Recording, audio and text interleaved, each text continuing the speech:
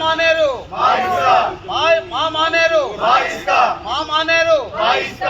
స్మగ్లర్పై చర్యలు అధిక ధరలకు అమ్ముతున్న ఇసుక స్మగ్లర్పై చర్యలు ప్రజలపై భారాలు మోపద్దు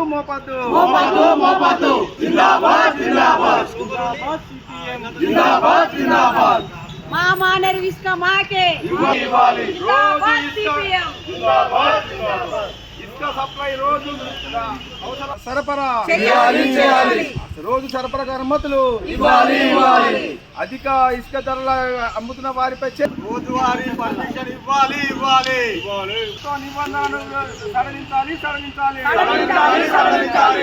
గురించి జిందాబాద్ సిపిఎం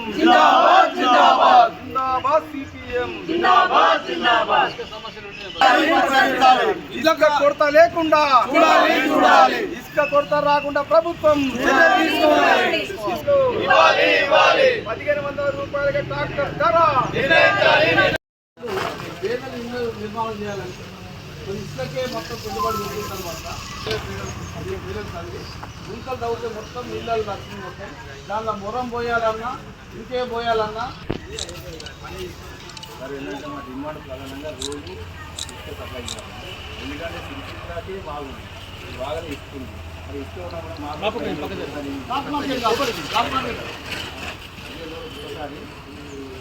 సిరిసిల్ల పట్టణంలో గత 15 రోజులుగా ఇసుక కొరతో అనేక ఇంద్ర మైన్లు కావచ్చు, ప్రైవేట్ ఇంటి నిర్మాణాలు కావచ్చు ఆగిపోవడం జరిగింది. ప్రభుత్వం ఈరోజు రేపు అనుకుంటా కాలయాపన చేయడమే తప్ప ఇసుక ఇవ్వకుండా ఇబ్బందులు గురిచేస్తోంది. ఇప్పుడు బ్లాక్లో 4,000 రూపాయలు 5,000 రూపాయలు పెట్టి ఇసుక కొనుక్కునే పరిస్థితి వచ్చింది. సిరిసిల్ల పట్టణానికి ఆనుకొని మానేరు నది ఉన్న సిరిసిల్ల పట్టణంలో ఉన్న పేద ప్రజలకు ఇసుక అందని పరిస్థితి. పక్కపొంటి వెమ్లాడ్ నియోజకవర్గంలో 1,200కు 1,500కు ట్రిప్ ఇసుక పోస్తుంటే సిరిసిల్ల పట్టణంలో 3,000 4,000 5,000 రూపాయలకు ఇసుకను అమ్ముతూ ఈ ప్రభుత్వం ఇలాంటి చోద్యం చూస్తుంది. ఇప్పటికైనా స్థానిక అధికారులు వెంటనే చర్య తీసుకుని అక్రమంగా బ్లాక్లో ఇసుక అమ్ముతున్న వారిపై చర్యలు తీసుకోవాలి. అలాగే ఇళ్ల నిర్మాణాలకు సంబంధించి ప్రతిరోజు ఇసుకనిచ్చి ఈ సిరిసిల్ల పట్టణంలోని పేద ప్రజలకు ఇళ్ల నిర్మాణానికి వారిపై అదనపు భారం పడకుండా చూడాలని సిపిఎం సిరిసిల్ల జిల్లా కమిటీ తరఫున మేము విజ్ఞప్తి చేస్తున్నాం.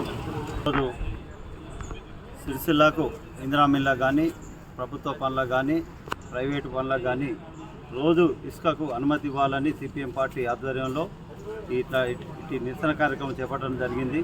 ఇందులో ముఖ్యంగా మా డిమాండ్ ఏంటంటే ఇందిరమ్మ ఇళ్లకు పూర్తిగా ఉచితంగా ఇసుక ఇవ్వాలనేది ఒకటి. రెండవది, రోజువారీగా ట్రాక్టర్లకు ఇసుక సరఫరా చేసే అనుమతి ఇచ్చినట్లయితే ట్రాక్టర్ల వారి యొక్క ధరలను దించి తక్కువకు పోవడానికి చాలా అవకాశం ఉన్నది. కానీ ఎందుకో నాకు అర్థం అవ్వట్లేదు. ఇందిరమ్మ ఇళ్ళ పేరు చెప్పి 2 ట్రాక్టర్లు ఇసుకకి ఇస్తున్నారు. ఆ 2 ట్రాక్టర్లతోటి కనీసం బేస్మెంట్ కాదు కదా, పుట్టింగ్లు కూడా కావు. ఇవి మున్సిపల్ నిర్మాణం చేసేటువంటి మున్సిపల్ వాళ్ళకు తెలియదా, అధికారులకు తెలియదా, మాకు అర్థమే కావట్లేదు. అట్లాగే చూసుకున్నట్లుంటే రోజువారీగా ఇసుక ఇవ్వనట్లయితే ఈ ధరలు ఇంకా మించిపోతాయి అనేటువంటి ఆలోచన వీళ్ళకి ఎందుకు కలుగుతలేదో మాకు అర్థం కావట్లేదు. ఇప్పుడు వచ్చేది వర్షాకాలం, గట్టి వర్షాలు వచ్చినట్లుంటే, వాగు పొర్లినట్లుంటే ఈ ధరలు మరింత రెట్టింపు అవుతాయి అన్నటువంటి ఆలోచన ఈ ముందు చూపు ఎందుకు లేదు ఈ ప్రభుత్వానికని నేను అడుగుతున్నా. ముఖ్యంగా రోజువారీగా రోజు 4 ట్రిప్పులు ట్రాక్టర్కి ఇచ్చినట్లుంటే సిరిసిల్లలో 250 ట్రాక్టర్లు ఉన్నాయి. రోజు 1000 ట్రాక్టర్లు ఇసుక ఒక 15 రోజులు ఇచ్చినట్లుంటే దాని ధరలు అనేటివి 1500 కాదు 1300 కూడా పోయడానికి ట్రాక్టర్ వాళ్ళు సిద్ధంగా ఉన్నారు. కానీ ఈ కఠిన నిబంధనలతోటి ప్రభుత్వం పెట్టినటువంటి ఈ కఠిన నిబంధనలు రోజు 2 ట్రిప్పులు 15 రోజులకు ఒకసారి ఇవ్వడం వల్ల ఈ ట్రాక్టర్లు వాళ్ళు కానీ మిగతా వాళ్ళు కానీ ధరలు పెంచిపోయడం జరుగుతుంది. ఇది ప్రభుత్వం తీసుకున్నటువంటి ఈ కఠిన నిబంధనల వల్ల ఇది జరుగుతుంది. వెంటనే ఈ కఠిన నిబంధనలు ఎత్తేసి ట్రాక్టర్లు రోజు సరఫరా ఇవ్వాలనేటువంటిది ప్రభుత్వాన్ని కోరుతుంది. మొరం విషయం చూసుకున్నట్లుంటే 4,000కు ఒక ట్రిప్పర్ ఉండే ఈరోజు 10,500 రూపాయలు అంటున్నారు. 20 mm కంకర 8,000 రూపాయలకు ఒక ట్రిప్పర్ ఉండే ఈరోజు 14,000 రూపాయలు అంటున్నారు. మరి ఈ ధరలన్నీ నియంత్రణ చేయాల్సిన బాధ్యత కూడా ప్రభుత్వం పైనే ఉంది. ఇన్ని సంవత్సరాలు ఇన్ని రోజులు దొంగచాటుగా కొట్టుకుంటే ఎక్కడో పోయింది. కానీ ఈరోజు ఇందిరా మిల్లకు వచ్చేసరికి ఈ కఠిన నిబంధనలు ఎందుకు? ఇప్పటికైతే 14,500 రూపాయలు ఒక ట్రిప్పర్ మొరం పోసుకోవాలంటే మీరు ఇచ్చే 5 లక్షల రూపాయలు ఏ కొసకు కూడా సరిపోవు.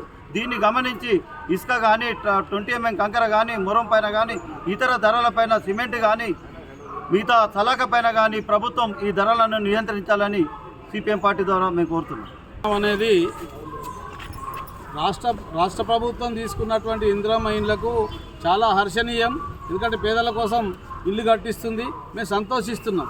కానీ సిరిసిల్లకి వచ్చే వరకల్లా సిరిసిల్ల మొత్తం కూడా నల్లరేగడి భూములల్లా అంటే బీవై నగర్లో కానీ మిగతా కానీ తీసుకుంటే ఈ నల్లరేగడి భూములల్లా గుంతలు తీస్తే మొత్తం ఎక్కడికక్కడ నెర్రలు వాసి ఇల్లు ఊడిపోతాయి.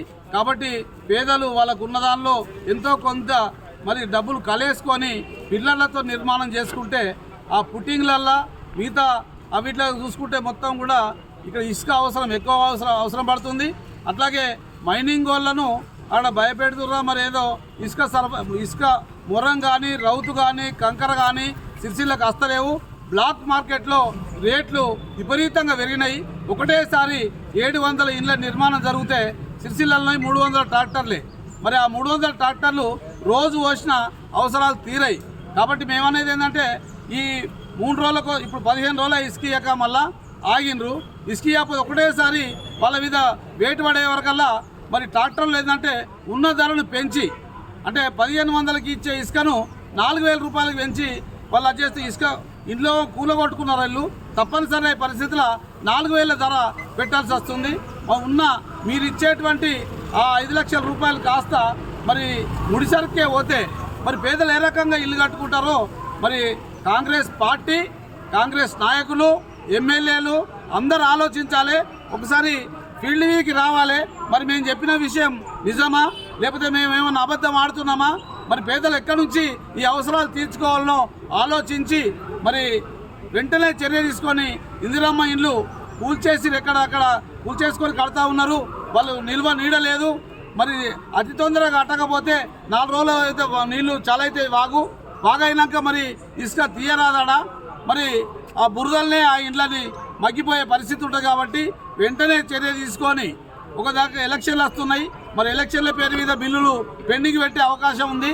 ఇవన్నీ ఆలోచించి ఎలక్షన్ రాకముందే, వర్షాలు రాకముందే ఇసుకను సప్లై చేస్తే బాగుంటుందని చెప్పేసి మేము ప్రభుత్వానికి సూచిస్తున్నాం. కాంగ్రెస్ నాయకులకు కూడా సూచిస్తున్నాం. ఆలోచించి పేద ప్రజలకు ఇందిరమ్మ ఇండ్లు నిర్మాణం చేయకుండా వాళ్ళకు ఇబ్బందులు జరగకుండా చర్యలు తీసుకోవాలని చెప్పేసి మేము వినయపూర్వకంగా డిమాండ్ చేస్తున్నాం. ఖచ్చితంగా అమలు చేయాలని చెప్పేసి కోరుతూ ఉన్నాం.